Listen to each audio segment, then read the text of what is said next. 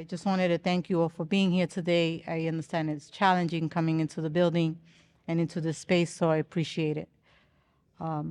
As always, we'll start with roll call,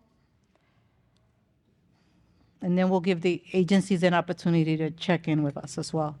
Community Board 1. Community Board 2.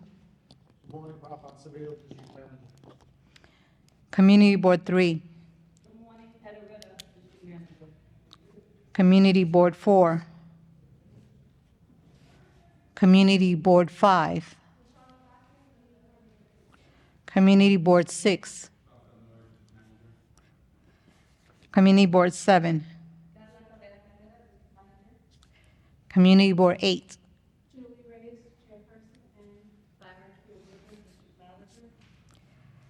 Community Board 9. Community Board 10. Community Board 11. Community Board 12. Council Member Diana Ayala. Council Member Eric Dinowitz. Okay. Council Member Kevin Riley. Thank you. Council Member Christy Mamorato. Council Member Perina Sanchez. Council Member Oswald Feliz. Council Member Althea Stevens. Target Israel, Deputy Chief District Director, Councilmember Stevens. Council Member Rafael Salamanca. And Council Member Amanda Farias. And I know we have the Department of Transportation here. We have the Borough Commissioner, Anthony Perez. We also have other members of city agencies here. So if anyone wants to stand up and introduce yourselves, that would be great. If not, we can move on. Go ahead. Thank you. Johnson, Health Department, Meeting Chairs.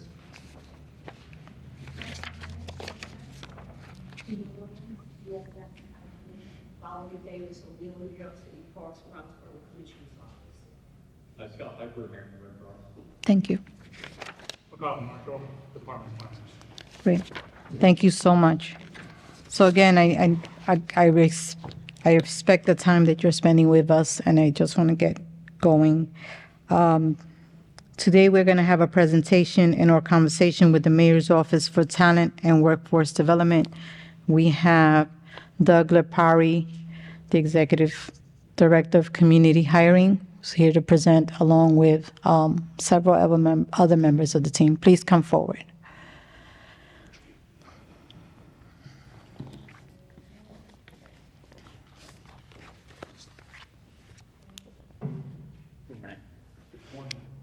You hear me okay? Hi, thank you, Marisol and the Bronx Borough President's Office for having us today. My name is Doug Lepari. I'm the Executive Director of the Office of Community Hiring. Our office is a brand new office. We're part of the Mayor's Office of Talent and Workforce Development. And today we wanted to join you just to talk a little bit about who we are, because we're a new office, what we're doing, what we've done to date, and more importantly, where we'll be going over the coming weeks, months, and years. I'm joined today by two colleagues of mine, Keon Pitter and Sarah Evers. Keon will talk a little bit a bit at the end about some of the work that she is doing and that our office is doing. So what is community hiring? And then we'll make sure to leave some time for any questions and answers. Happy to take some time today, but also we'll make sure our contact information is shared so you can email us and follow up as needed. So what is community hiring? So authorized by state legislation, community hiring is a procurement-based, contract-based initiative that seeks to leverage the power of city purchasing to create employment and apprenticeship opportunities for low-income communities and low-income individuals. And so talk a little bit about what that state legislation, what that is, but really our mission, our Office of Community Hiring, is to use the city's purchasing power to drive economic mobility, connect city vendors, vendors who do business with the city, and that runs the gamut of a lot of different types of vendors, connect them to talent, and connect talent within our communities to apprenticeship and career opportunities. So a lot of content here, but I want to just give an overview as to what is community hiring, what is the legislation that underscores our work, and what does it allow us to do. So back in 2023, it was June of 2023, state legislation passed that authorized the city to set up a community hiring initiative. So what that legislation did, established our office, the Office of Community Hiring. We are positioned within the Mayor's Office of Talent and Workforce Development, and the Mayor's Office of Talent is responsible for the citywide talent and workforce initiatives. At its core, it allows city agencies to set workforce goals on their procurement contracts. So that includes contracts for construction, contracts for professional services like design, engineering, architecture, legal services, et cetera. Standard services like cleaning, maintenance, security guard services, moving services, and then human services contracts. So all of the good work that our nonprofit partners provide to the city. All of those contracts that city agencies put out, all of those city mayoral agencies, which again, run the gamut from some of our agency partners here today, but even beyond to all of these types of different services. So really, it's a really, really broad scope of work. And those city agencies, as they put out contracts, they can set workforce goals. And so what do the goals look like? So again, the state legislation essentially creates two different types of what we're called community hires, right? So a contract for a construction contract, for example, will have a goal that say a certain percentage of the labor hours performed on that work need to be performed by what we are calling residence-based community hires. And so who is a residence-based community hire? That is an individual who lives in either NYCHA housing or in a zip code in which at least 15% of the population in that zip code is below the federal poverty line. And so these residence-based community hires will have priority opportunities on city construction contracts and on city building services contracts. And that's like our security guards, moving services, maintenance, et cetera. The other framework set forth under the legislation is having an income-based community hire. And so for our other contracts that the city puts out, those contracts will contain goals for vendors who get contracts with the city to make best efforts to hire income-based community hires. And so our definition that we are proposing for income-based community hires is an individual with an individual or household income below 300% of the federal poverty guidelines. And so two different frameworks as to who is a community hire. I don't want to get too much in the weeds, but it is important to know that we are prioritizing both individuals who themselves are low income and individuals who live in low income communities. And so city contracts, depending on the type of work that is being procured by the city agency, will have goals around either one of those. And so city contracting is enormous, right? The city agencies, there's maybe 40 some odd mayoral agencies who will be covered by our rules. Not millions, not billions, but tens of billions of dollars every year is procured by the city. And so the opportunity is enormous, right? And once community hiring is implemented across all of the city agencies who can do it, we think that there will be, thousands and thousands of jobs that we can connect people to through the partners that do business with the city and produce over $1 billion in annual salaries and really drive economic mobility here within the city. One of the particular things that we wanted to highlight today is this concept of a referral source, right? And so city agencies will set workforce goals. That sounds really good and well, but we want to make sure that there's opportunity for those employers to hire talent and opportunity for talent to be connected to the employers, right? So we can set a goal, but that doesn't mean anything if there's not really a network to help connect people to these jobs. And so the legislation that created our office established what is called a referral source. And so a referral source is any individual or entity that can help connect an eligible qualified community hire to a city contractor who has a contract that has a goal so they can work for that organization, right? And so this concept of a referral source, again, it's early in the concept of our work that we are doing, but essentially there's a few different types of referral sources. City agencies, right? So some city agencies perform this function directly themselves, like the Department of Social Services helps connect clients to job opportunities. City vendors, right? So again, this is a vendor-based program where we're setting workforce goals, but city vendors also are contracted to do just this, right? So we want to make sure that these contracted vendors who are doing workforce services, who are helping connect talent to job and career opportunities, are part of our referral source network.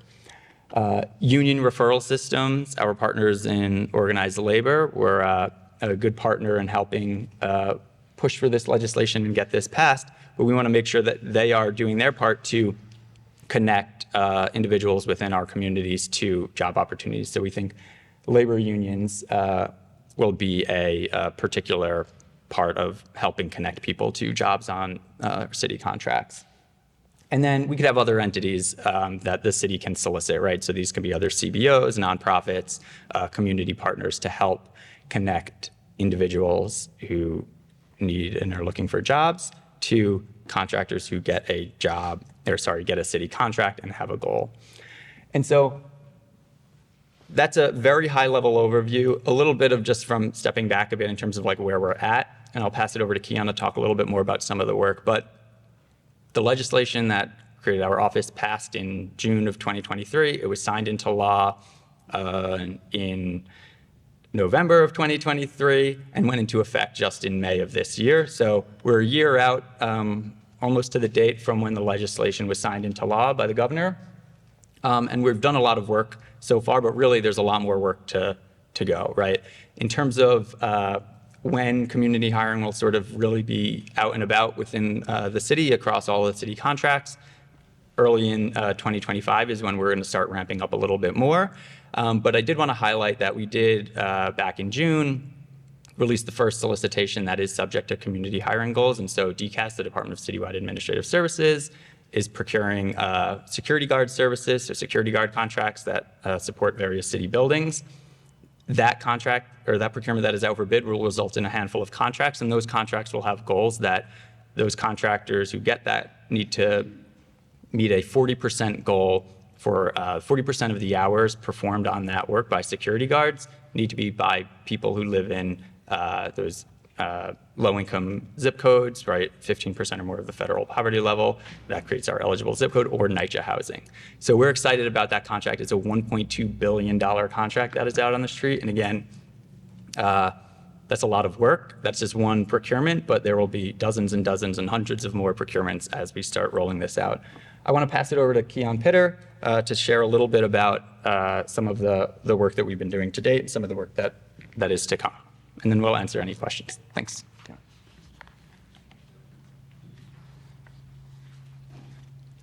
Good morning, everyone. My name is Keon Pitter. I'm the Director of External Engagement at OCH. So as my Executive Director has pointed out, we are currently going through the process of this legislation. So we're in rulemaking. So when we say rulemaking, any new legislation has to go through a rulemaking process through CAPA.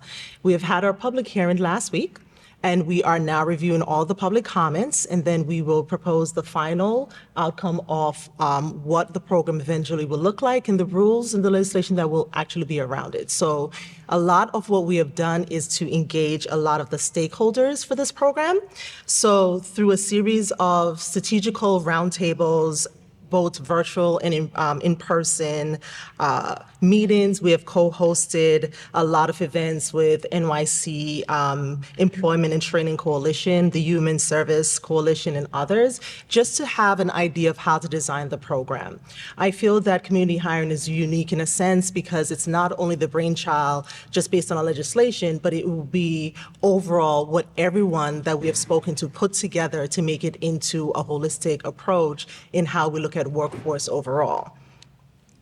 In addition, we've been actively participating in a lot of info sessions. We have gone to a lot of community events. Last week, we were at the MWBE event. We have actually participated in a lot of networking events. And all of this is strategically trying to get the feedback from everyone so that we can not place an administrative burden on those who will actually be pushing this program moving forward.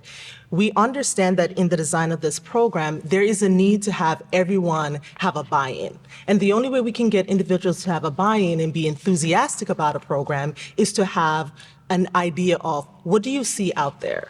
So there's a lot of things that goes on when you're on an administrative level. We make programs, we make laws, but there's a part of administration on any program that there's direct service. So how would any program that we put forward, how would it impact those who have to consume that program? So that's why we have spoken to internal. So we've spoken to agency who actually put out the contracts and asking them their ideas and what do they think that the program should be designed and look like. But we've also talked to the external individuals that will be preferably the referral source, as my executive have told you about, where they will be the one that are, these contracts are put out there, they're the ones that are going to connect the job seekers to this potential opportunity and then move forward. So we're trying to hit the nail on both sides.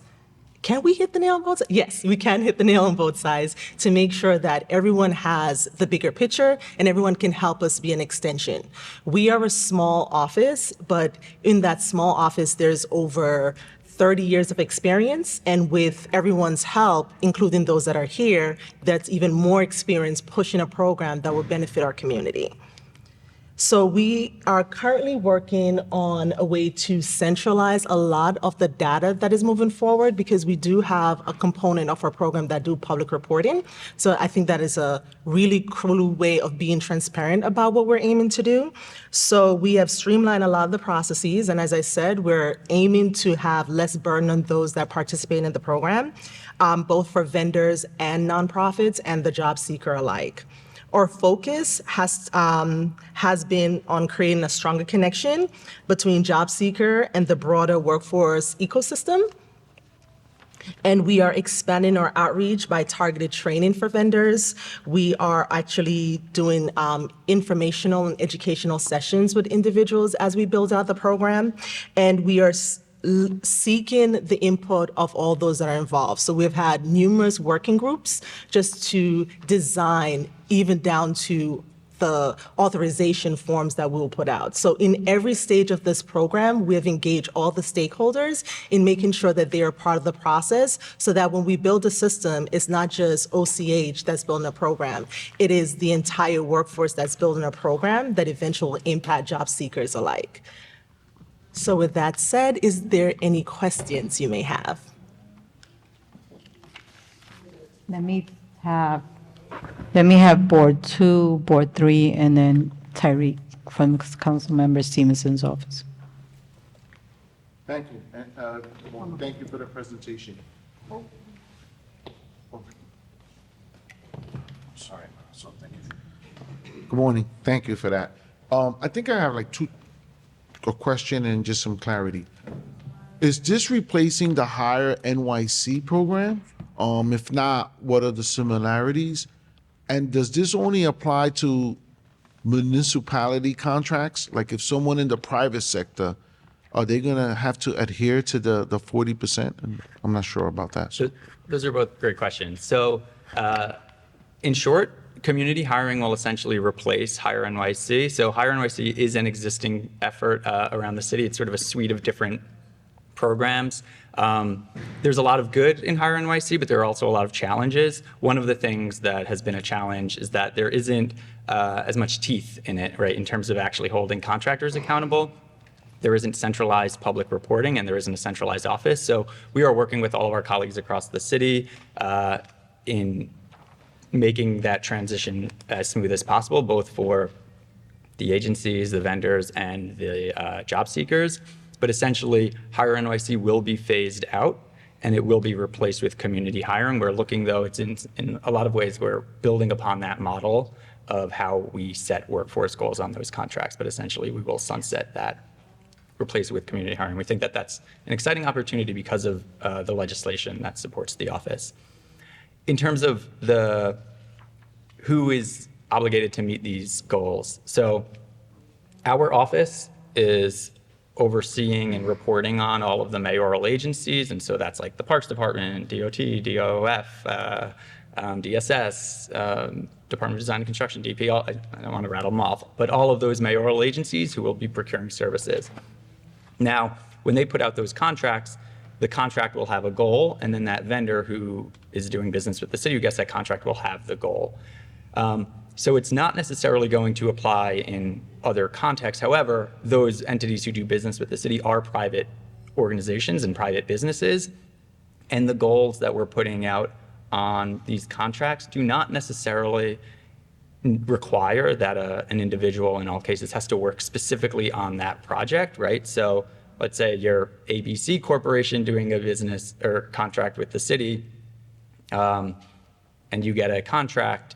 You might have a contract that has a goal specifically tied to that contract, but if you have as an organization have a job opportunity in a different area of your business to hire someone, even if they're not working directly on that contract, you can hire someone to help meet your goal. And we think that that's a good thing because we want to make sure that these private organizations who are doing business with the city are incorporating community hiring into their hiring processes generally, that we're setting up the infrastructure that they can tap into the pool of talent that we are helping connect to through referral sources.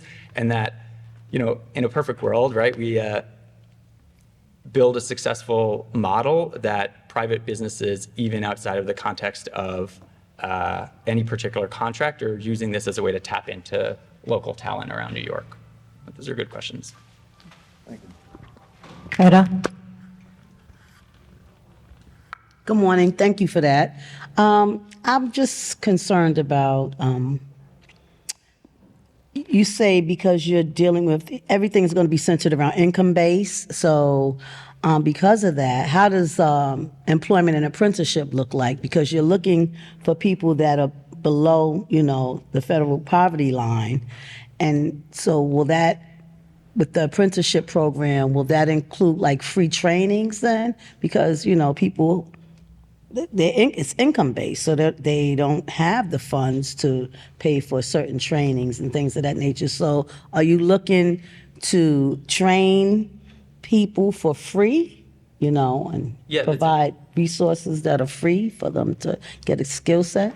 So that's a really good question, right? I think a couple of things that you've touched on that I think are important. One, right, some of the goals that we will have will be based around employing people who are below, and it's 300% of the federal poverty threshold. So it's a little higher than a lot of other programs, and we did that intentionally to broaden the pool of candidates, but also because of right, obviously there's a high cost of living here in New York City. So looking at the federal level, we wanted to make it 300%. So that gives us the opportunity to really work with individuals who might be just entering the job market and need as much training and support as possible, but also people who are already in the workplace that want to get to a better job opportunity. In terms of training and free training and resources, we know that just setting a goal does not allow or does not make people get jobs, right? And so the training and support that is needed, we want to make sure that individuals who come through community hiring are connected with those resources. So whether that's existing resources like our partners around the city who are doing that effort, or identifying a need to amplify resources that don't exist yet or build new ones, that's something that we're definitely going to do as we collect information about what are these job opportunities, who are the individuals looking for these jobs. And then we know apprenticeship opportunities is a really good, we really like apprenticeship as a model, right? It's paid on the job training. And so that model is something that we're looking to do and have community hiring help sort of build that out beyond just construction, where the typical apprenticeship model does, but in other industries that are not as traditional for apprenticeships, but that's something that we're looking to amplify. I have one more question. So because this is a legislative Correct. act, right? So so if you find out that you are, you don't have enough resources in a certain area, so does that mean now you have to request extra funding from the elected officials? How does that look? How will you be able to provide these resources financially? Yeah, so like How does that look? mentioned, we are a city office created by state legislation, so we're an office within the city charter. because it is a new opportunity, because we think that there is a lot of possibility here. We here exists because of funding and the resources that we need to build new data systems, enhance current systems, like I mentioned, Hire NYC, right? Building upon that. So we did get funding for that. So our office is well funded to help do that from a staff and support model. I think the next thing to on the horizon is exactly what you touched on before. What are the other broader needs that we will realize as we collect information, as we roll out this program? And I think with time, we will learn where are the way that the city can best allocate resources to help make sure that community hiring is a success. So that'll be always a continually ongoing effort. Thank you so much. Yeah.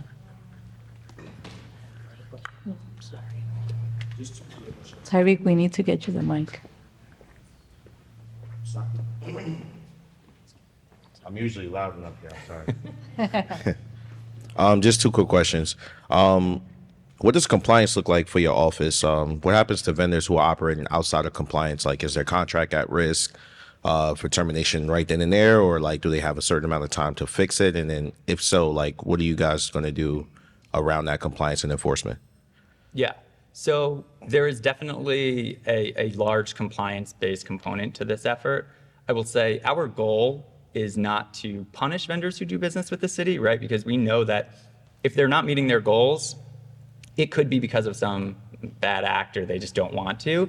And if that is the case, we do have the ability to assess penalties on contractors who are not compliant. So that is a piece of the legislation that authorizes to assess penalties, and that can then be incorporated into their contract, right? And so this is a contract requirement like any other contract requirements. Failure to comply, we have our penalties, but there's also other contractual remedies, right? Including like performance evaluations that the city does to memorialize that. Performance evaluations then get incorporated into the review for the next contract and so forth. So that's one path that could happen, right? And so we have those tools if we need it.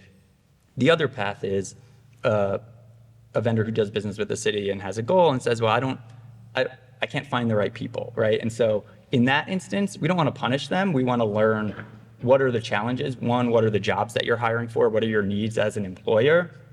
And then how can community hiring help through our network of referral sources, through existing city efforts, connect people through meet that need as the employer, right? And so I think in some cases there could be bad actors out there where then we have the tools to penalize them where that is the case. A lot of it will be data collection to learn what are the challenges and how do we make this actually a resource for employers who do business with the city, right?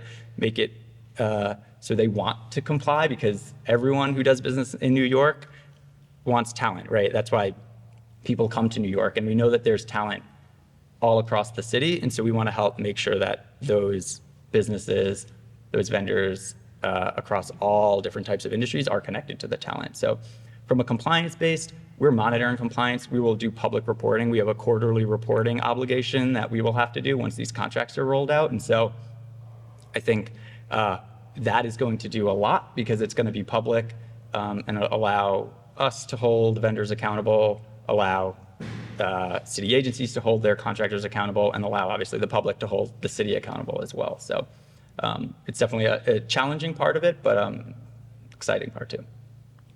My final question is, has there been any thought put into how we can maintain the employment of the community hires past the duration of the contracts? Like when you were just talking about the model, I was saying to myself, if let's say they can't find hires, are we like creating a data pool of candidates that like we can give them of like, hey, these are all the people who have completed all the steps and could be potential hires for you all that you can pull from? Yeah, so again, from the like compliance and reporting, we're not only going to be able to just report on you have a contract for X and you're meeting your goal, yes or no, or you're this percentage or whatever, but we'll be able to track individuals over time as well. So that may include someone who is working on a project who may be then later on interacting with the public workforce system, might be someone who is already in the system that we need to help connect to a contractor. So obviously retention is an important part of employment, right? We don't want to make employers just hire someone as a box checking exercise to say, okay, yep, we met our goal, moving on, but really making sure that there are meaningful opportunities with that organization to get into a good paying job, grow, and then through our reporting and compliance and oversight, being able to track individuals over time as they are either with that employer or end up back into the workforce system that we'll need to track.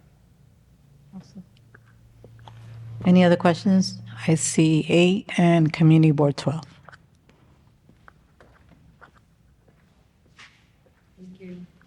So I just a little confused because when people apply for jobs, these jobs, not necessarily through your system, it doesn't say that they're below the poverty level, like what their economic status is. How do you address that? And then also where they live, the companies don't know necessarily what the NYCHA facility addresses are. Are you going to educate them on all this, or how is that going to work? Or it has to be done through some system that you have? Yeah, it's a very good question, and the design of the legislation is built around that, and the design of our model to avoid some of the challenges that we don't want. We don't want employers asking income questions about individuals, and so that's why our referral sources that we will establish, which again are the nonprofits who do business with the city, nonprofits who help serve our communities, city agencies themselves. And so the referral sources are the entities that can serve as sort of the certification of this individual is below the relevant threshold or meets the criteria of being a community hire. So contractors who have a goal will source their candidates through a referral source, because that's really the only way that we can have people ask the question of, are you low income, right? Because that is obviously a question that we don't want employers necessarily asking them. In terms of residency, the way that we're collecting data, a lot of that and this is getting a little into the weeds, but on construction contracts and where we're based on the residency, the data collection that contractors are already required to submit as part of compliance with state labor laws, we capture residency information. And so using that information will allow us to validate whether or not someone's meeting a goal. Also, we have on our website a list of the economically disadvantaged regions, it's called, or the zip codes in which 15% or more of the population is below the federal poverty threshold. That sort of criteria is outlined in the state legislation, but we've taken that information, pulled all the zip codes, and posted them on the website. So whether you're an individual or an employer, you can look on the website and know whether or not your zip code meets that criteria. And that's the education aspect of what we're trying to do, as I mentioned, that when we work with the referral source, this is a part of what we aim to do, is to educate them on all the requirements of our program so that they have a clear understanding of what to look for, not necessarily to isolate one person over the other. There's a lot of information that a lot of workforce development or employment agency have collect. What we're doing is partnering with them and just centralize the information for the program. So if anyone has ever been through a workforce system or one of the nonprofits, it's a part of their intake process of collecting a lot of this information. So we're just going to partner with those individuals that have already collected that information, and just it's adding on to, okay, these are pretty much in line of what you already collect, for whether it's for funding purposes or whether it's just a part of your everyday processes. So we're just going to be another partner where that information will be shared, and then we can use that information. So it's not adding on, we're just an additional program that's already a part of an existing system of getting information and data. Good morning. So I have two questions. I guess the second question is based on the answer for the first one. And I'm a little hard of hearing, so I was trying to follow, and you may have answered this, but is the contract, you said this is done in May 2024, is this law retro to all existing contracts, or is it just going forward from May 2024, these benchmarks for these companies? Yeah, so it is not retroactive. It will not apply to contracts that have already been procured, that are already in place. And because of as Kian mentioned, we're in sort of still the rulemaking phase and the design phase, so we're not fully implemented. So it's not on contracts just yet. I mean, it's on a handful of contracts now. I mentioned there's a $1.2 billion security guard contract that has these goals. But early in 2025 is when we will phase in contract goals onto new contracts that are going. So we're not going to apply this retroactively. We're unable to under the legislation. So when you say 2025, we're already in fiscal year 2025, you're really talking So 2026? Calendar year 2025. Okay. So in just a couple of months is when we believe our rules will be fully in effect. And that's when you will begin to see more city agencies releasing procurements that have community hiring goals. So by the time those procurements go through the procurement process and get registered and get awarded, that's obviously another few months for sure. But that's when you'll start seeing them. All right. So as an example, you referenced this security guard contract. Is there going to be a way, I know you guys are tracking it as an agency, but is this going to be public information? I would imagine that every contract that gets let, you're going to know what the benchmark is because of the contract. So you're going to be able to say X number of jobs are supposed to be created. Is there going to be a website that tracks that and lets us know that these folks or these vendors are following compliance and all that other stuff? Yeah, so our office does need to do quarterly public reporting, and that public reporting will include contract level information, right? It'll include also aggregate information across the system. So it will include what that particular contract is and what the goal is and what the progress is towards that goal. So once those contracts are in effect. And I'm sorry, this will be my final question. Obviously, the contracts already have a living wage or a prevailing wage requirement. Some contracts have prevailing wage and or living wage requirements, but not all contracts necessarily do. Okay, so I guess what I'm asking is these contracts and the people who fill out these contracts, they're already living in poverty. That's the whole requirement. Their salaries are going to rise above that poverty level so that potentially they can move out of NYCHA or anything like that. Yeah. So again, the goals on a contract will be something like you have a contract for $10 million to provide design services to design a new bridge or something like that. And that design firm who gets that contract will have a goal to hire a certain amount of individuals who are low income, right? So it'll be new workforce coming into their organization. And so, yeah, that's exactly our goal, is that when that firm who has a contract, who has a goal, has an opening, to tap into the network of referral sources and source community hires so that people who are under that 300% can then get a job and ideally, right, being paid above that wage. And then that contractor will meet its goal, right, by hiring the person, but that individual can then continue to grow and, hopefully within that company or beyond, but no longer ideally, of course, be in that low income threshold based on the income that they will receive. So it's not going to create a cycle where they're out of poverty now. They have a job. The job ends, and they're no longer qualified to get rehired, say, for other jobs because they're no longer in that poverty level. For that, yeah, in some ways we want to incentivize people to have a job and be out of that poverty level, right? From the contractor perspective, we want them to hire someone when they have a new need as a business, not just hire someone to check a box and say, I'm going to meet my goal, right? And so that individual will then be working for that company and just be another employee like anyone else who is an employee.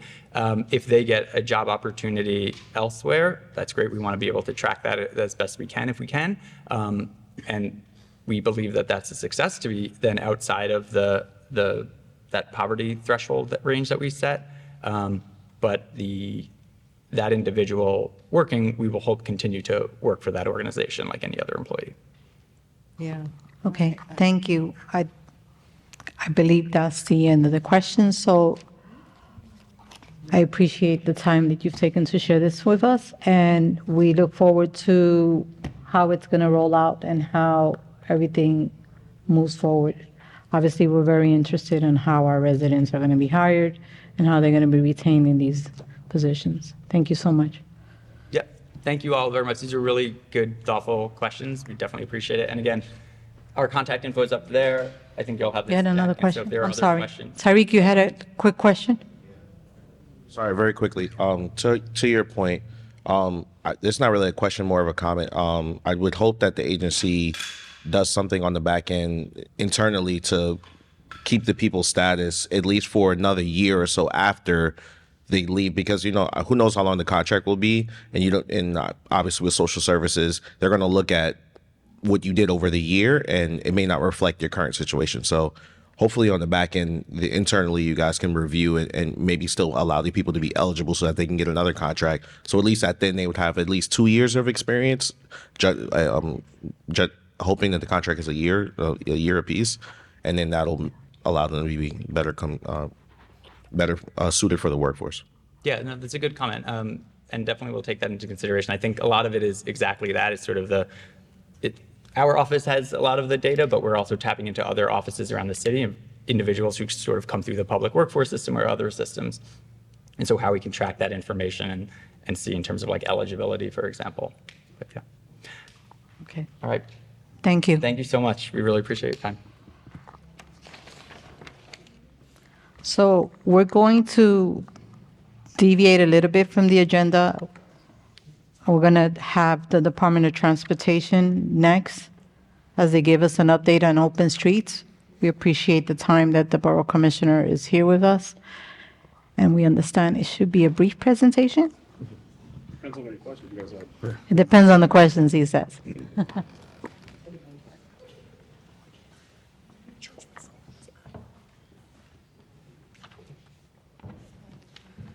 Good morning, everyone. I'm Anthony Perez. I'm the Bronx Borough Commissioner at the Department of Transportation. As you all know, you see us and our team come to your boards for different reasons. I was just at several of your boards the last couple of weeks. We gave some updates on our Tremont Bus Priority Project, Community Boards 5 and 6. We just went to CB9 and to CB4, and tonight we'll be at CB3. So we'll continue to make our rounds on our different initiatives across the borough. Today we're here to talk about open streets. And if you remember, actually, when we did this update last year at this meeting, that was my first meeting in this role. So it's now been a year for me in this role as Bronx Borough Commissioner. And I'm so excited that I get to come back here today. Oh, I don't need that, but thank you. No, it's really been an honor to work on the projects with all of you here. You guys are the leaders that don't get enough credit for all that you do. So I just wanted to start off by saying thank you for everything you do and for making this first year a memorable one that's been productive and effective in terms of doing what we can in the Bronx. As I mentioned, today we're here to talk about open streets. So I have Burkina Morgan here with us, who helps oversee the program citywide. She'll run through this presentation. We just recently reopened the portal for new applications or for reapplications for this next year. So that's what we're here to talk about today. And then we'll answer any questions you might have to go from there. So without further ado, Burkina.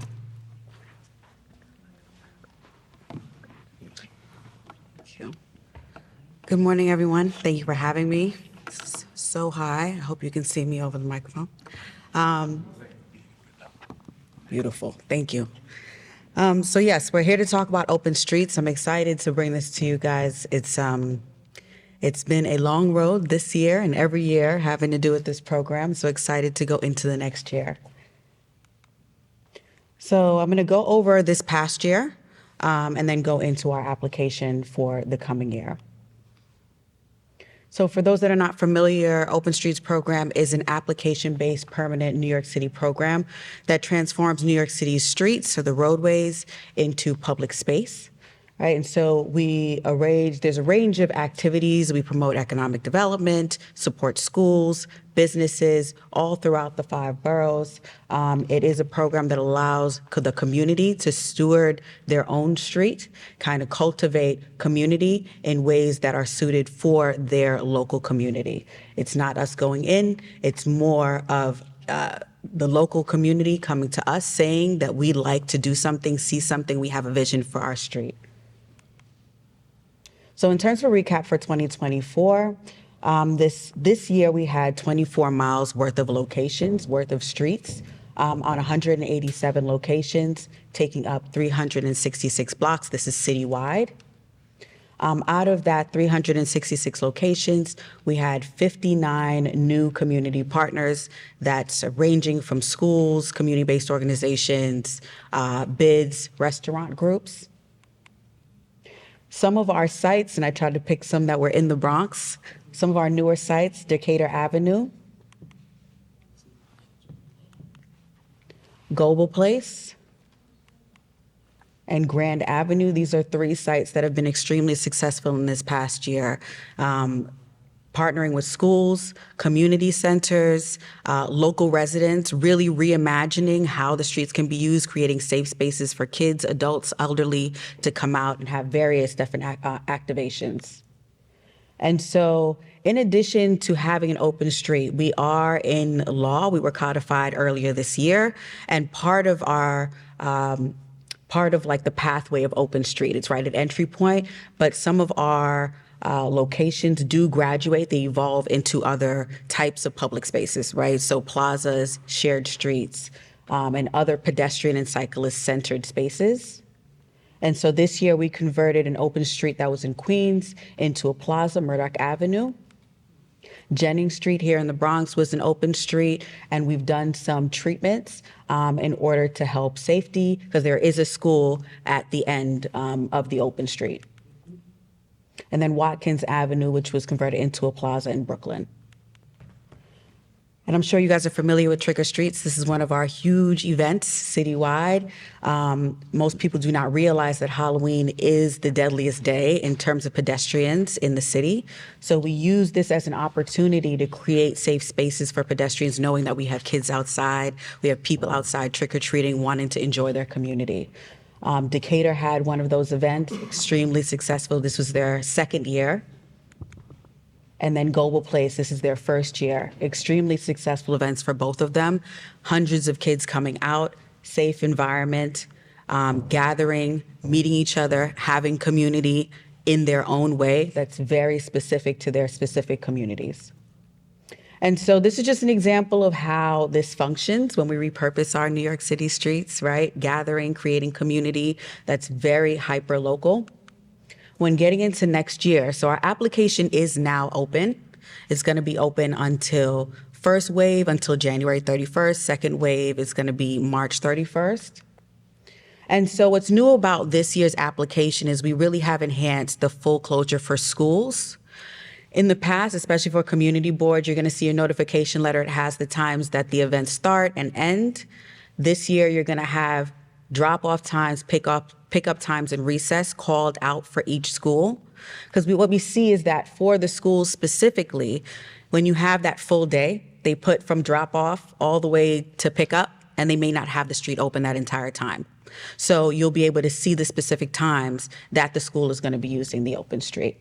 Another thing is we've increased the operational resources, some of our technical support. A lot of those resources that we offer partners, we've enhanced all of those.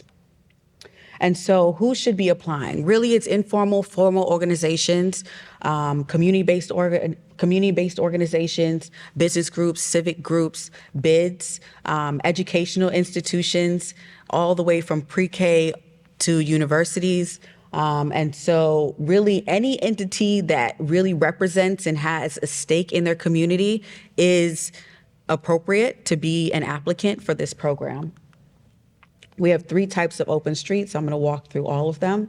So we have our limited local access. This is pedestrian and cyclist centered, but it does allow for vehicle access.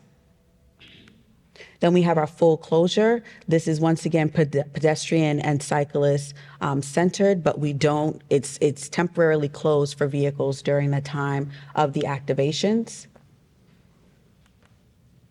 And a full closure schools, which services schools, pick up, drop off, recess, and just creates a safer environment. A lot of schools do not have an indoor gym, may not be close to a park, and it just allows for them to extend the school out into the roadway so they have outdoor space, also for outdoor learning. So in terms of our partner responsibilities, like I said, this is an application-based program.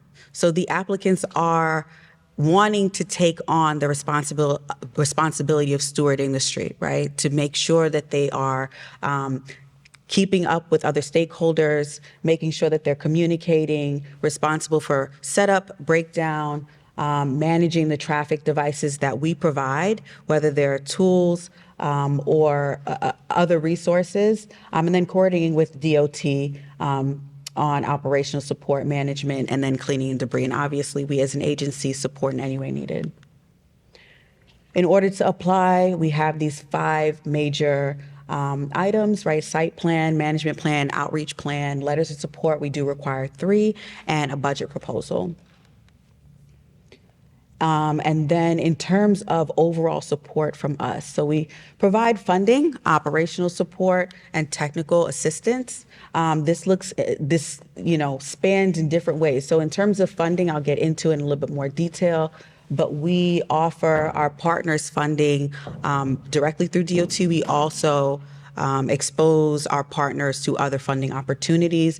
Operational support, we have a number of partners that are both from agencies and community organizations that we've partnered with over a number of years that provide us support in terms of offering our community partners operational help, management on a day-to-day, and for overall activations. So in terms of funding, I got this question from one of the community boards early in the year, so I wanted to include this slide. Our funding from DOT is based on a specific formula. It's based on the amount of blocks that you occupy, amount of days of the week that you are active, the amount of months in the year, and then it's also based on our tier. As DOT, we have priority investment areas, and so that's calculated into your score. As an agency, when we talk about funding, we have a maximum allotment of $20,000. You can be funded up to $20,000. It depends on your score. And you need to be a nonprofit in order to be eligible to receive that funding. But we do offer funding because we understand the capacity and money is required to make these things happen, right? Whether it's staffing, whether it's getting your materials. And so we do assist in that way, but we are limited. And so I wanted to make sure that everyone knows the limitations that we have, but that it is available. So the HORT is our main maintenance and operational support partner. Through our public space equity program, we have had a contract that started, I believe, last year, goes up to $27 million that we put into maintaining spaces, and that goes from horticultural care throughout the city for all of these public spaces to operational support and technical support that our partners have access to. And they are a limited resource, but they do span the entire city, and they work extremely hard to make sure that our partners have access. In addition to increasing capacity, right? So some of our partners are 5 people. Then we have bids that are an entire staff team. So making sure that those partners that have lower capacity have the assistance that they need, the HORT is a tremendous help in terms of making sure that we can provide that. And then Street Lab is another partnership that we have. They have been able to assist us in not only helping establish new sites, but in addition to that, establishing and supporting sites that need more help in terms of capacity. And so we especially in the Bronx, we've have a number of sites that have been supported by Street Lab, so I wanted to make sure that we include them. And the other resource that we offer is our public space programming. We have a programming team, and they help also to provide programming to partners. So these are all different types of resources that we have. Like I said, the application is open now. First wave of applicants should be applying. Our first deadline is January 31st. Second wave is March 31st. And if you have any questions, please feel free to reach out to us and pass our information along. Last thing is we have a webinar that is scheduled for tomorrow. I'll make sure to get that information to you guys. It was a little too late to add it to here, but I'll make sure that you guys have access to that. So thank you for having us. Let me know if you have any questions. I'm sure you do. Okay. I see 8 and 6 and 12.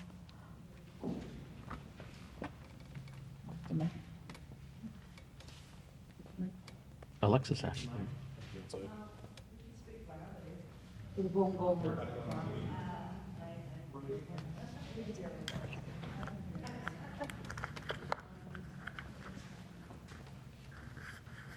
Thank you for the presentation. I have a question as it pertains to, say, trick or treats or the daytime permits.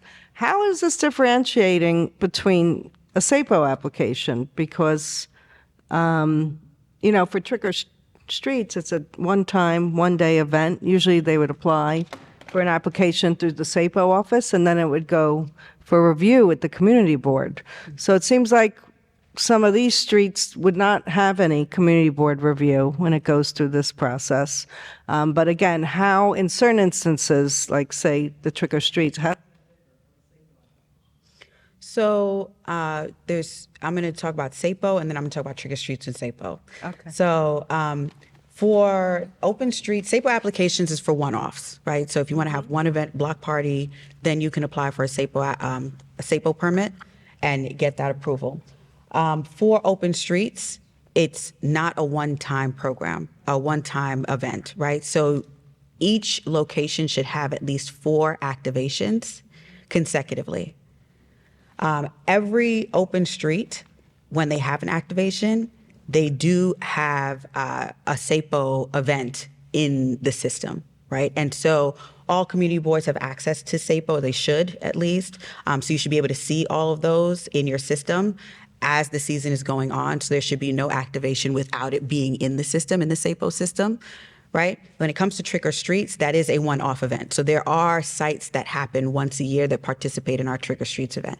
And the reason why we do that is because then pedestrians, civil, we can go on the site and say, okay, these are the safe spaces where I can go and trick or treat. These are the spaces in my community that are doing something, which is why we include it in our program.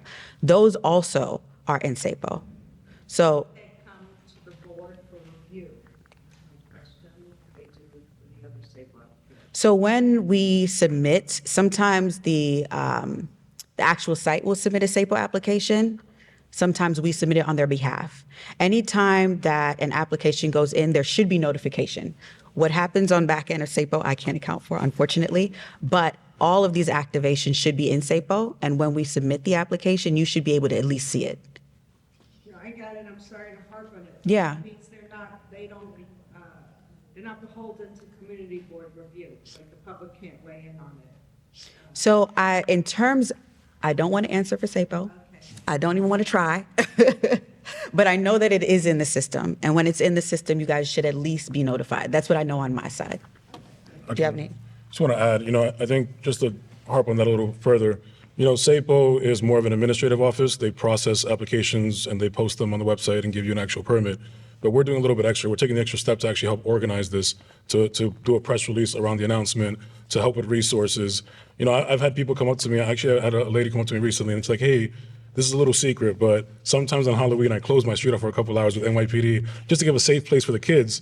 And she thought she was saying something like negative or that I would be like penalized for it. But I said, no, we want you to do that. We want to create safe space and opportunities for children. And even my experience, when I first moved into my house, I had a bowl of candy ready for the kids. Nobody knocked on my door. And it was so disappointing. And there's no real place to bring my child to that's near me. But if there was one collective place where the community can say, this is where we're going to have the kids trick or treat, where there's going to be face painting and activities, we're trying to provide that and provide with the resources. So it's more than just here's the permit, but here's the permit and let us help you build out that event too.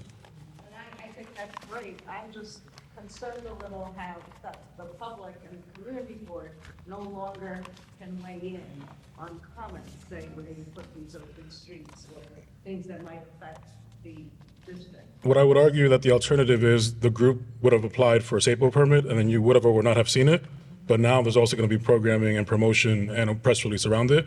So there's more transparency and more engagement than the normal SAPO process.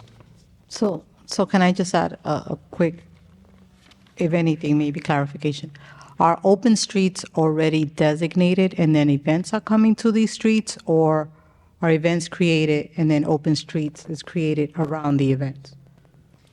So open streets are designated, and then events can happen on them. Not all open streets are event-based. I want to be very clear about that, but yes. So Does just that to- help any? Just to give you an example of that, like some of the open streets are the schools that don't have schoolyards and use it for recess. It doesn't mean there's going to be face painting every day, but there's going to be kids playing there. Hi. I have a question around kind of a scenario that I'm hoping you can kind of maybe advise me on. I had an applicant last year for an open street. It was a school. They came to the board seeking a letter of support. Obviously, they don't have to come to the board. They refused to provide the board any of the documentation related to their application, so my board recommended against it. which, DOT followed up with us and kind of wanted to help resolve the issue, but the applicant refused to provide anything in writing to the board. So I get that's why the no votes won as community boards go. If something like this happens again in the future where they reapply again, can DOT share the application material so we have something to look at when they come to us, if they come to us for a letter of support? So written into law, we have that 45-day notification period. When you get that notification period, you get it from Anthony. As soon as you receive it, if there are questions, speak to us. We have no problem coming to the community board, speaking to the public, speaking to you guys, answering your questions. So if there are questions, go through those notification letters, let us know. That's why we send it, because there are going to be flags that we don't know as a city agency that you'll be able to pick up on. So we rely on you looking through it and telling us what we don't know. I'll just add a little bit more to that too. Like we said at the beginning, this is application based. So this is the community coming to us saying, I want to do this. And we kind of put some of the onus on them to say, prove to us that you've done your homework, that you've talked to the right people. A lot of people will say, I've got all the support. The elected support me, the board supports me, but we're like, show us the proof, give us a letter of support, and you have to do that outreach. And we're not going to necessarily force it down on anyone either. But so in that case, when we heard that there were issues, we reached out to the board and to local group and said, what's the issue? Can we resolve this? And if not, then we won't move forward, which we didn't. Thanks. Thank you. So the commissioner is aware of what I'm going to say next. You were very great in dealing with it, but in our situation, we had a school that had applied, didn't come to the community board, requested a whole street closure of 22nd Street. We were notified as a community board on June 28th,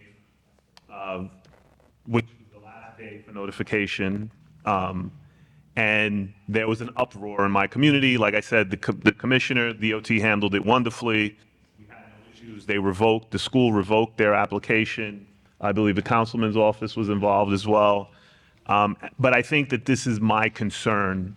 I don't mean to get political, but there is a great deal of dissatisfaction out there on some of this policies that the city has put forward, some of them namely DOT's policies. And I understand that you're mandated to do a lot of these things, and I think that they're laudable. But I do think the more notification, because my concern is that there isn't enough notification. We have had issues with open streets from the very beginning.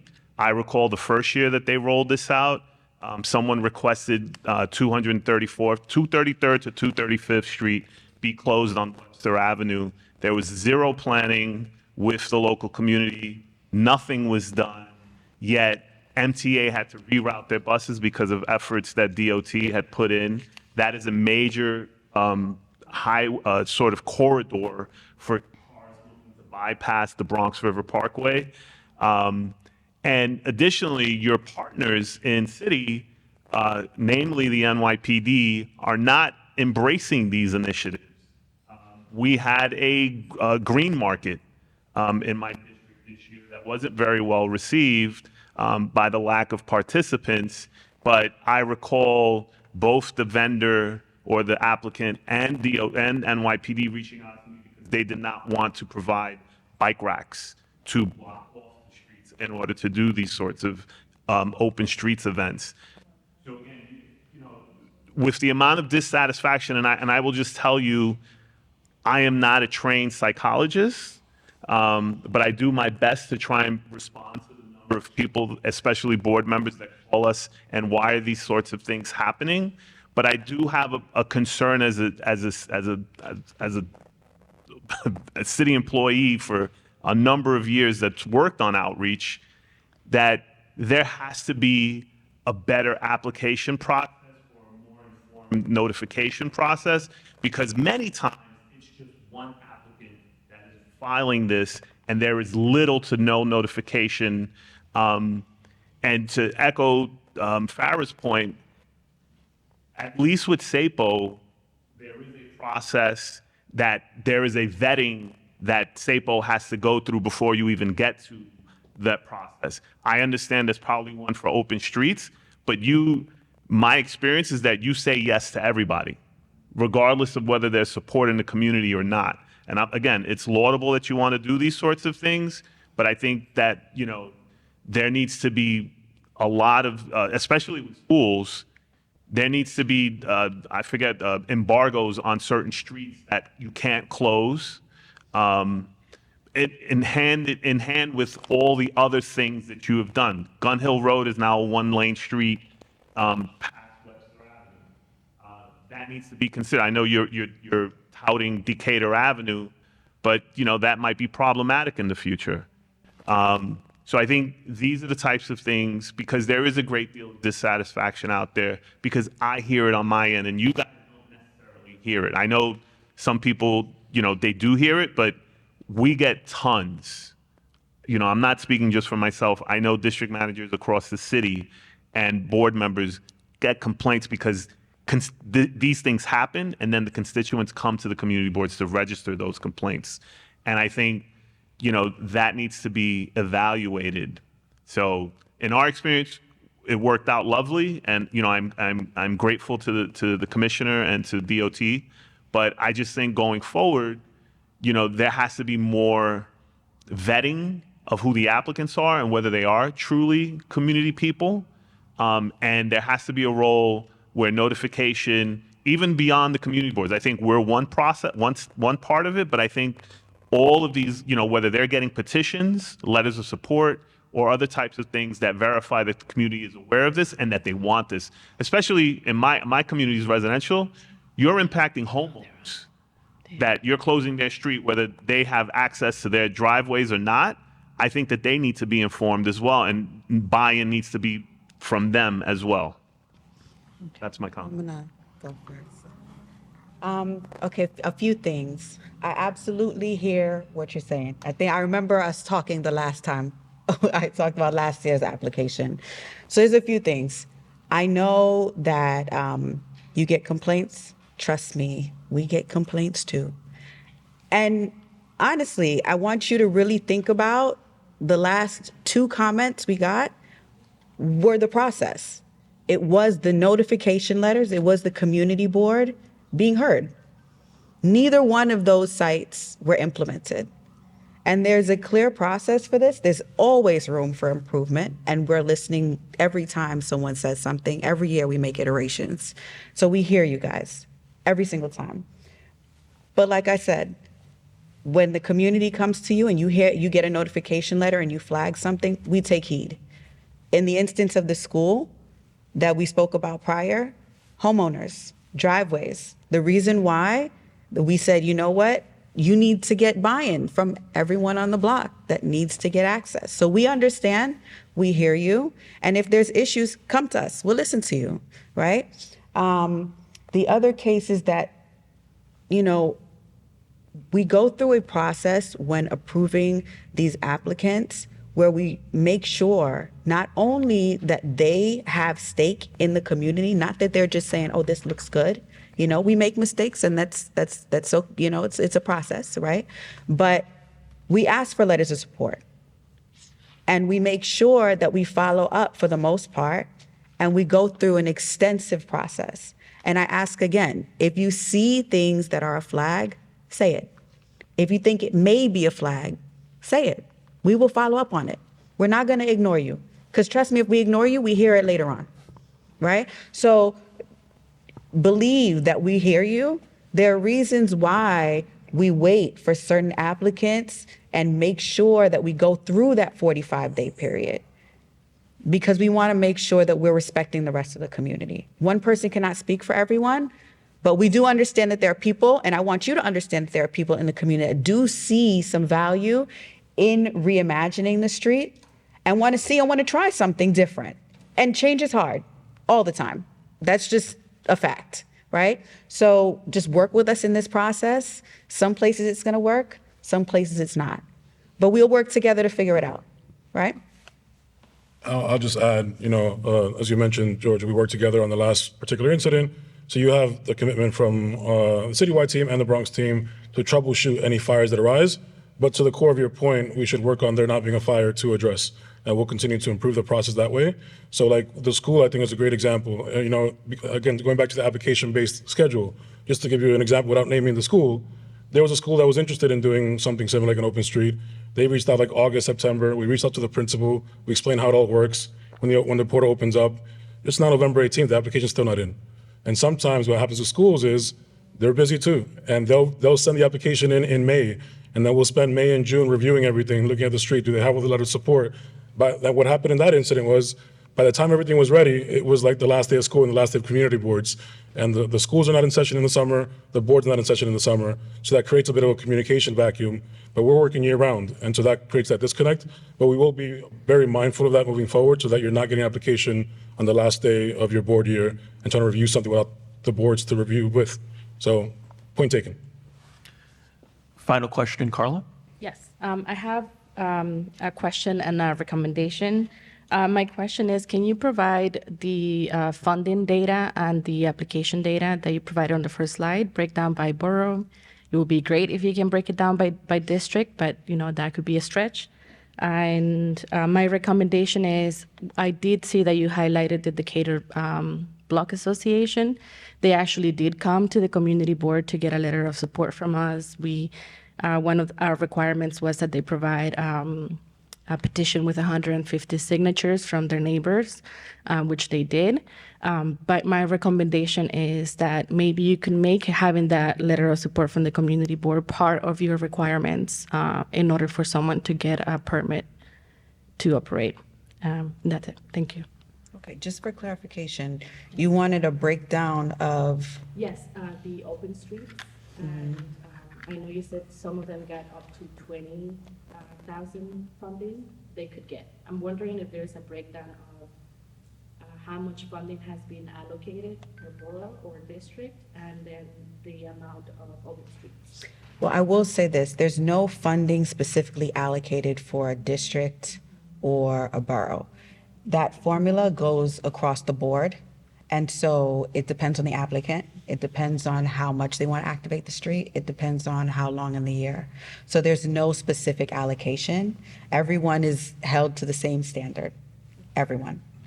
And I'll add just a quick note. And yes, we can provide all that, but just one thing to note about the distinction amongst the boroughs is that the Bronx has I think the fewest, other than Staten Island, the fewest open streets. I think 24, I checked this morning. Yeah, so when you look at how many groups are applying, how many groups are asking for funding, that number off the bat, just a raw number, is way higher than anything in the Bronx because you don't have as many people participating in the program.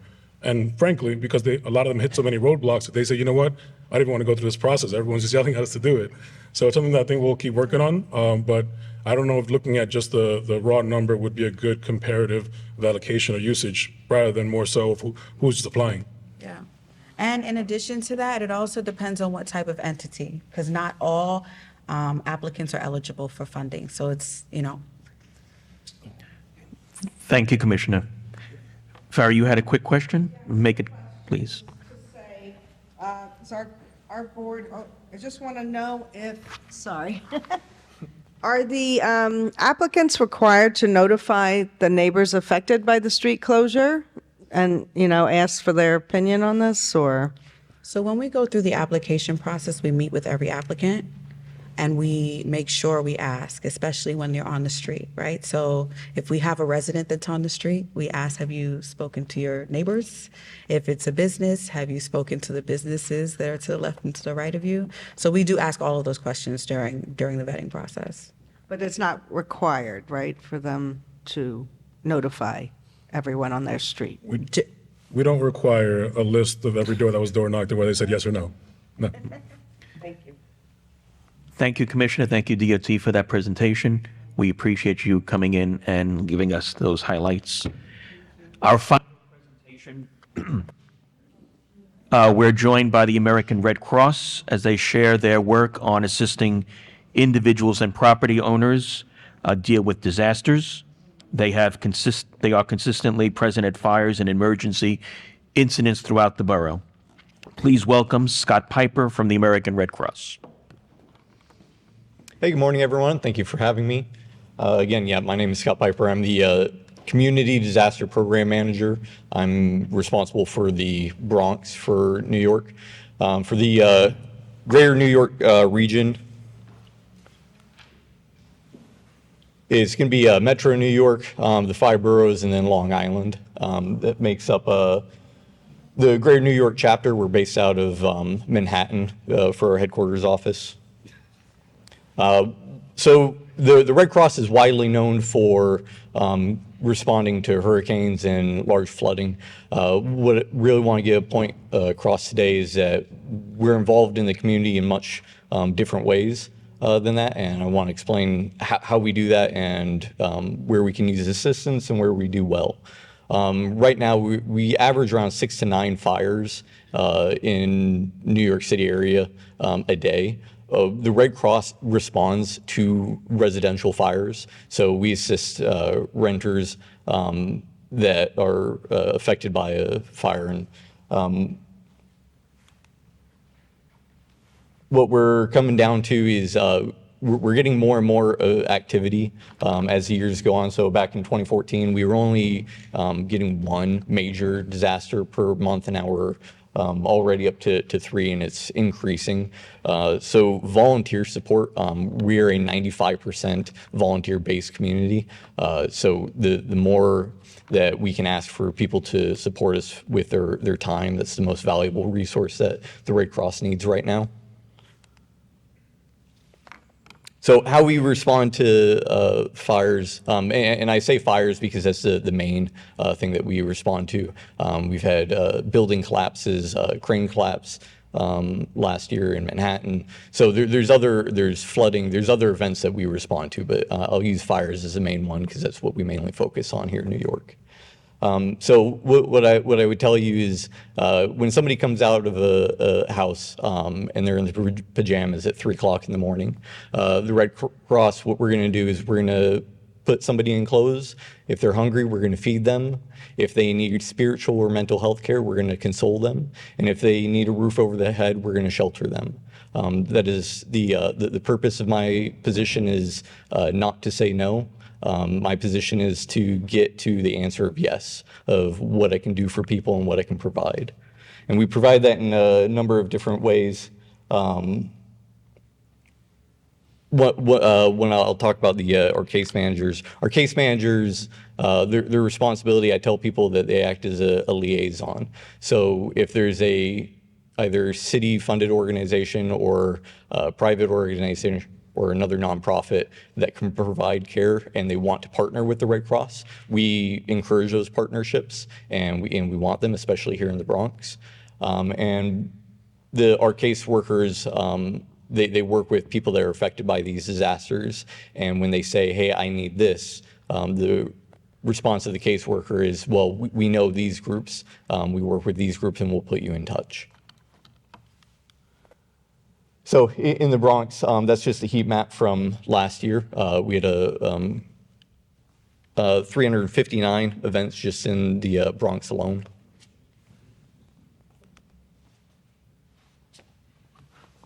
Back in 2014, we launched a home fire campaign. The purpose of the home fire campaign was to make sure that fire alarms were installed into homes.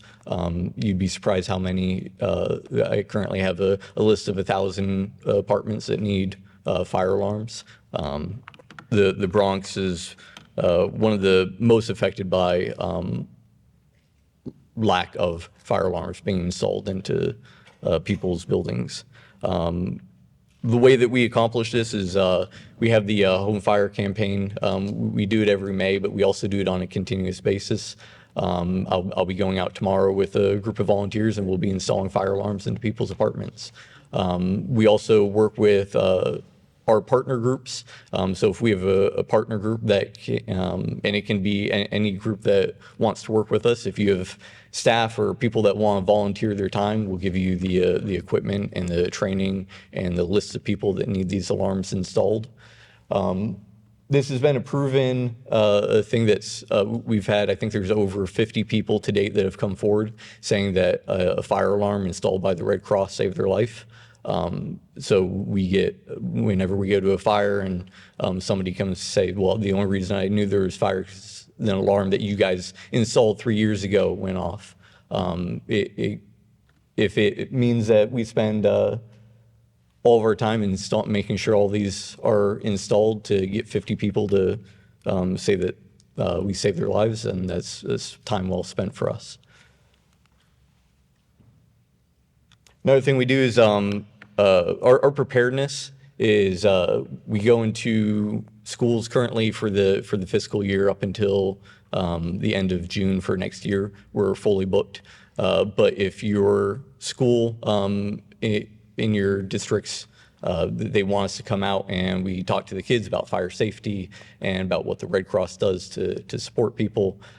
We come in and we give presentations to schools, and we also do other things like hands-only CPR, so it's not certifying people in CPR, but is just generating an interest and an understanding of what CPR is. And then the other thing that we're known for, the Red Cross Blood Services. So here directly in New York City, we don't have a center, but we do have on occasion the mobile blood donation units that come through to that can be requested. Service to the armed forces. So we actually have teams of people that deploy worldwide to support our service members overseas. They go on 6-month deployments to different bases around the world and provide different activities that service members can do.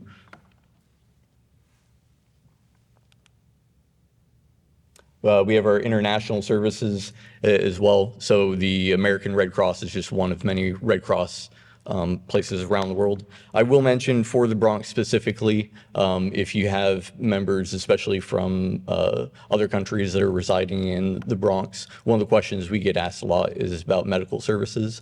The American Red Cross does not provide medical services in the same way that other countries do. So if you go to other countries, the ambulance services are often operated by EMTs that are with the Red Cross.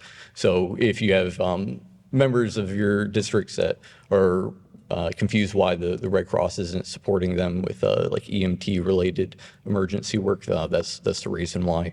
They just might be more familiar with that in their countries of origin.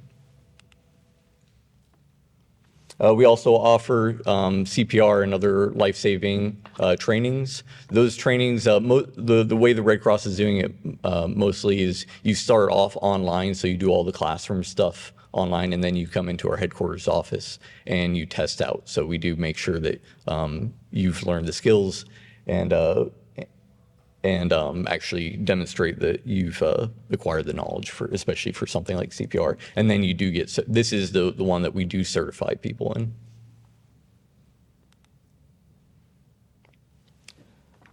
And then, so what I kind of touched on, so we definitely want communities to, community partners to help us, especially with the volunteer services. Things that we offer, we do tabling events. So if you do have an event, you can always request us to come out and we'll set up a table and talk about what we do. We'll tend to bring out the hands-only CPR training as well. These are, I'll leave you with, these are the different contacts for either those events or for our government ops team. And I think that's all I've got for you guys. So I'll take questions and I'll leave this up. Any questions? Hold on a minute. Let us get the mic to you. Good afternoon. Thank you for your presentation. Do you offer grief counseling? So for grief counseling, is that what you asked? Yes. Once a client's registered, yes, that is one of the things we offer, spiritual and mental health counseling. Okay, thank you. Absolutely. Tyreek.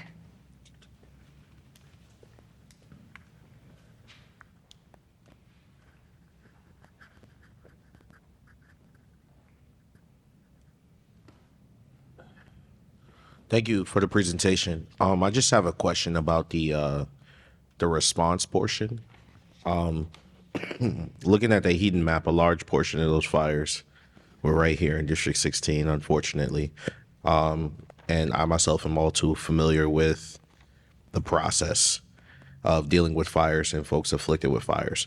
The Red Cross, I have a hard time reaching out to the Red Cross, and because of the confidentiality of the nature of the event, following up with the constituent to ensure that they are being serviced well after you guys service them. So like you do the initial intake, they have the 3-day voucher system, and then they go into the shelter system. But then what aftercare does the Red Cross provide when they're in the shelter system? And how can our office be more of a resource in that way? Because without the information, I find myself going to neighbors and asking and really doing for lack of better terms, Inspector Gadget job to figure out who these people are who are affected by the fire, just because I can't be everywhere at once. So yeah. Yeah, so for even though somebody goes into a shelter and gets turned over with either HPD or goes off and has their own location they can stay in, we do have a caseworker, and that caseworker continues to work with them. So once that case is established, they have they can continuously reach out to their caseworker until all their needs are met. But even after all their needs have met, they still have that case in the system, and it can always be referenced, so they can always call back in. And then as far as being able to work with you, so I am the community program manager for the Bronx. So if there's especially the larger events, I can always be reached out to directly. And although I can't give like direct names, but I can work with on the reviews on like how well things are being done and where we can do better. We do after action reviews with for each major event. So that'd be something I'd be more than willing to work with anyone on. Yeah. So the reason why I mentioned our office being involved is because a lot of times, I'm not sure if Red Cross offers like an aftercare, like what happens after you have a fire, like some kind of resource guide or something like that. A lot of these folks don't know the questions to ask because they're just dealing with losing their homes or being displaced. So, maybe something to think about as well. I know our office offers it, which has been pretty helpful to people, and we would love to just, even if it's we get it to you guys and you get it to them, so that way they know which agencies they can reach out to, and there's a number there and an email that it's already there for them. There's not really much to think about. Just follow the steps. Yeah, if there's something that you have set, because we do hand out a pamphlet, but it is based on what the Red Cross and our resources and our connections. So from when a fire occurs, I mean, we have a team on scene. They hand out these and they register clients right there on scene. So if there is information that you think that would be helpful, or any of you folks think you have information that would be helpful, it can always be looked at and included in what we hand out. Thank you. Anyone else? Great. Well, I don't know if it was mentioned before, I definitely thank American Red Cross coming out to our many fires. I know that when you guys are on the scene, people feel that there's a resource and a connection to actual life-saving and resources that they actually have access to. So I thank American Red Cross for being there. Absolutely, appreciate it. I'll put in a plug that currently I have 41 volunteers for the Bronx. I do need more volunteer support. We are a very busy borough compared to the other ones, and going to the Red Cross website, there's a big button to click to register to be a volunteer, and it'll take you through the process. And I really appreciate support in that manner. That you need volunteers? Can you send that to the community board offices to post? I could, yeah. Okay. Yeah, yeah. Thank you. So just so you know, the slides, as always, will be shared with the members. So if there's anything that you want to add to that, I'll be happy to share it. Jeremy? So you said you're our rep, right, for the American Cross? Correct, yes. You're the Bronx rep. So maybe you could send an I understand that, you email Marisol and all that, but maybe you could send us all an individual email introducing yourself. I mean, if you have cards you can give out, whatever, but I think that would be helpful, and especially that you're looking for volunteers. So it's an email that I could easily forward on to, remember, each community board has up to 50 members. Most of us have over 40. So it's something I could forward on. I'm sure some, like my health and social services chair, would probably be very interested. Maybe you want to have you or somebody else come and speak. I think in the past we've also done, we've actually had the certification training. I don't know if that's something you guys are open to still, but I'm pretty sure we had somebody from the Red Cross come to one of our committee meetings and do that training for us. Okay, yeah, I can work with you on getting the email out. Okay. Yeah, okay. But yeah, I'll reach out. All right, thank you. Okay, great. Thank you. Thank you so much for your patience as well. The next item that we have on the agenda is more on the announcement side. Usually we have Michael Sharp here from the Department of Finance sharing some updates. Today we have Mikael Marshall from the Department of Finance give us a couple of updates and some deadlines that are coming up.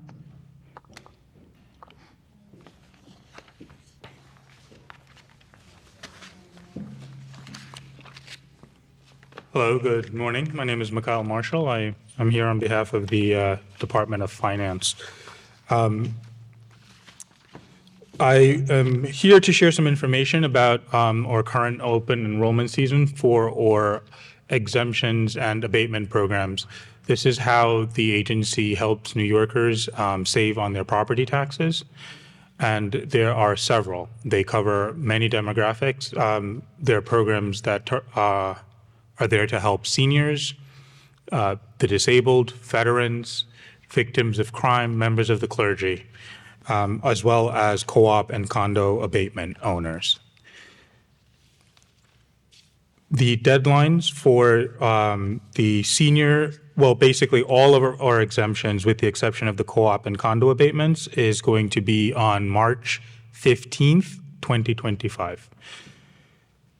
As for the co-op and condo abatement, that deadline is on February 15th.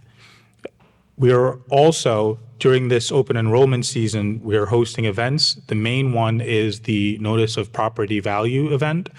This is posted, both the date and location is sent to each homeowner. And on that notice, there is the date for each borough. Additionally, we're also hosting events with other partners, whether it be community boards, community CBOs, and also elected officials' offices. If you're interested in having partner with us, then you can, I brought some forms, but also on our website, you can submit an application for us to partner with you. And we'll come out, speak with your constituents, as well as help with the application process as well.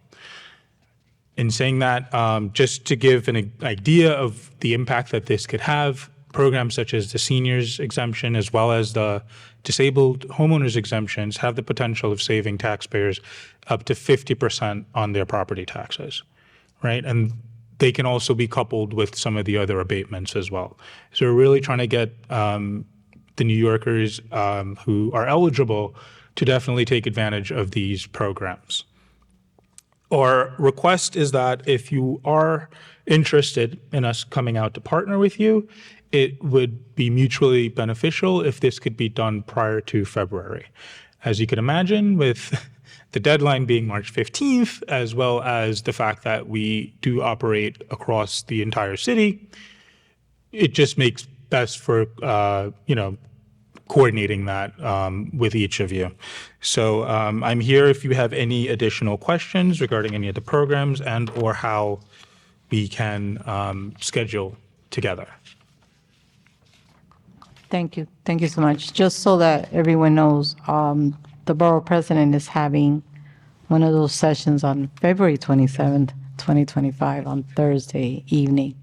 That may be the last ditch effort, since you're saying it needs to be done before February, but that was a date that we have available. So just so that we know. Just to add to that, it's March 15th is for most of the programs. Only the co-op and condos are limited to February 15th. Okay. So, yeah.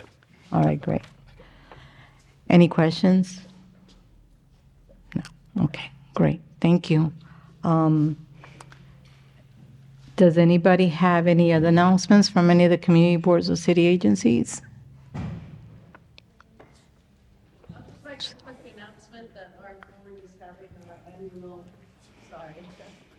Thanksgiving turkey giveaway event on Monday, the 25th, and it's open to residents of Community Board 8 District and organizations. Thank you. Thank you. Behind you. I just wanted to share a little information. On November 30th, Bronx Community Board 11 is going to be having a candle lighting ceremony at Loretto Playground to usher in the month of peace, December. So we would love everyone's participation. I'll be creating some flyers and forwarding them out very soon. That sounds like a much needed event. For us, I just want to let you know that we will have our holiday tree lighting ceremony on December 5th, and it will be held at Lou Gehrig Plaza. So we hope to see you there. Any other information, I'll be happy to share soon. Oh. And then we will have a menorah lighting. We haven't scheduled it as of yet, so just stay tuned for that. Councilmember Stevens, Tariq. Pass it along. Our office will be hosting a furthering police accountability conversation in conjunction with the Office of Community Liaison at the Mayor's Office, the Attorney General, and the CCRB, and a few other agencies. This Thursday, the 21st, at 5:30 at the Bronx Museum. Food and will be provided, and it's going to be the first step in our holistic approach to addressing public safety. Thank you. Appreciate it. Thank you. Just make sure we get the flyers, Tariq. Board 7.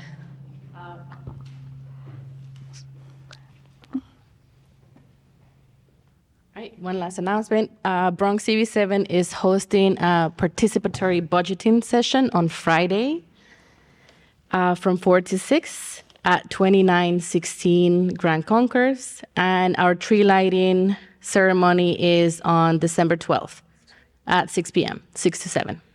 Appreciate that. And we will have a violence prevention resource fair today at between 5 and 8 at the Family School PS 443 at 1116 Sheridan Avenue. And we'll be sharing that flyer. Whew, good to have a backup. Health, Department of Health.